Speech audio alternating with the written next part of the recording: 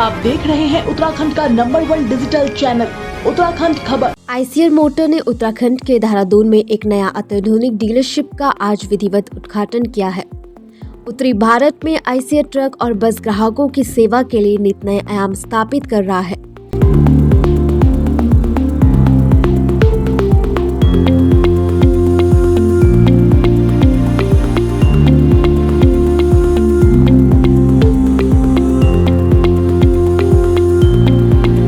बहुत बहुत धन्यवाद कि आप लोग समय निकाल के यहाँ पे आए और आज हमारे लिए बहुत ही एक अच्छा मोमेंटस ओकेजन है और हम सबको बहुत ही अच्छा फीलिंग हो रहा है कि हमने एक बहुत बढ़िया डीलरशिप यहाँ पे स्टार्ट किया है। और हमारे जो डीलर प्रिंसिपल हैं जयकरण और उनके पापा and they are all very customer oriented people. So that is the biggest strength of this dealership कि हमारा एक कस्टमर्स के लिए एक बहुत अच्छी एक फैसिलिटी क्रिएट हुई है देहरादून में, जिससे हम कस्टमर्स को अच्छे से अच्छा सर्विस दे पाएंगे।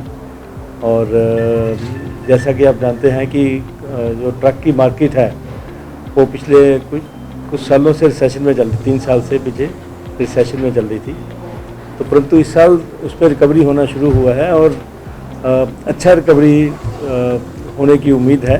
इस साल भी अच्छी रिकवरी है और अगले 2-3 साल में ये इंडस्ट्री जो है अच्छी ही चलेगी। तो ये जो डीलरशिप अभी स्टार्ट हुई है बिल्कुल सही समय पे स्टार्ट हुई जब इंडस्ट्री भी ऊपर जा रही है। और फिर हमारे पास पूरे प्रोडक्ट्स हैं और सर्विस ओरिएंटेशन के साथ हमारा जो है कस्टमर्स के लिए अच्छा से अच्छा सर्विस देंगे और अच्छे से अच्छे प्रोडक्ट्स देंगे। और आपको में देखिए ये मार्केट जो है ना, जो देहरादून की मार्केट है ये 1600-1700 के करीब ट्रक्स और बसेस की मार्केट है। और ऐसे ही अगर आप हल्द्वानी में देखते हैं तो हल्द्वानी का दूसरा कमांड एरिया जो है वहाँ की मार्केट इससे डबल है, तो मेरा ख्याल 3000 के करीब वहाँ की मार्केट है। तो टोटल मिला के उत्तराखंड की मार्केट जो होने वाली है 4500-5000 के करीब होने वाली है। और हमारे हल्द्वानी में बहुत अच्छा डीलरशिप है और उसके 2 सर्विस आउटलेट्स अलग से हैं, और रुद्रपुर में और पिथौरागढ़ में। और ऐसे ही जहाँ पे इन्होंने अभी देहरादून में खोला है और इनका हरिद्वार में सर्विस का सेटअप आएगा और इनका एक सेटअप और श्रीनगर में आएगा, तो हरिद्वार वाला बन रहा है ऑलरेडी। तो हमारे इससे करने से 6 सेटअप हमारे टोटल जो हैं उत्तराखंड में हो जाएंगे।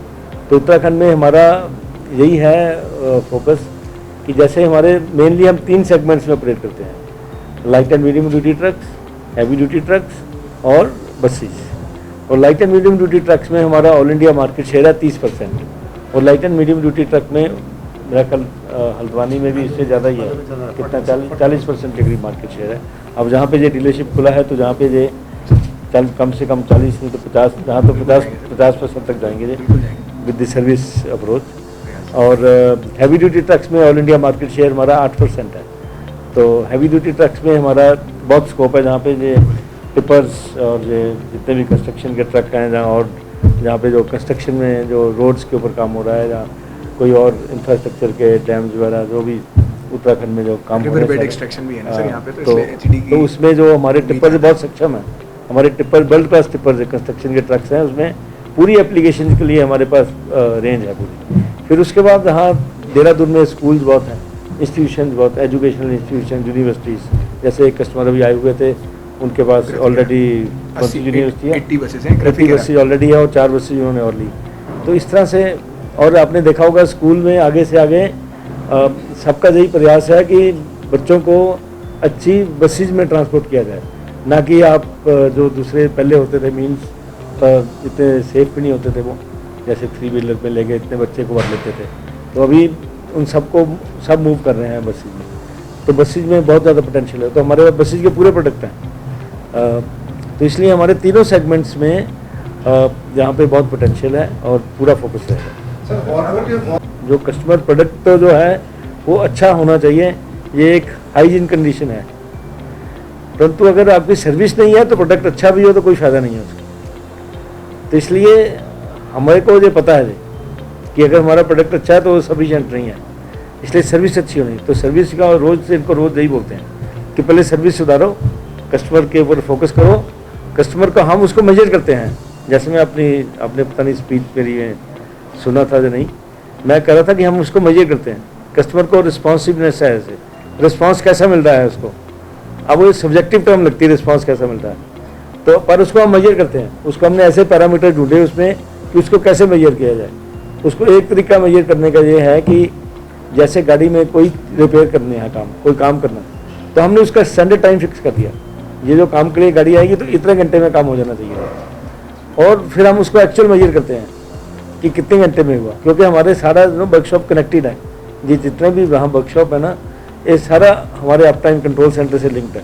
तो जैसे जहाँ पे ट्रक एंटर होता है ना, उसकी खबर वहाँ पे होती है कि ये ट्रक अभी अंदर आ गया, और जहाँ से बाहर निकलता तब खबर वहाँ होती है।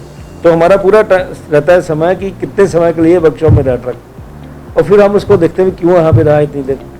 तो उसको हम मेजर करते हैं कि किस रिपेयर के लिए आया था ये, क्योंकि उसमें लिखा जाता है, उसमें 8 स्टेजेज हैं रिपेयर की, R0 से लेके R7 तक। तो 8 स्टेजेज में हर स्टेज के ऊपर जैसे जब एंट्री होती है तो सिक्योरिटी गार्ड उसमें एंट्री करता है टाइम।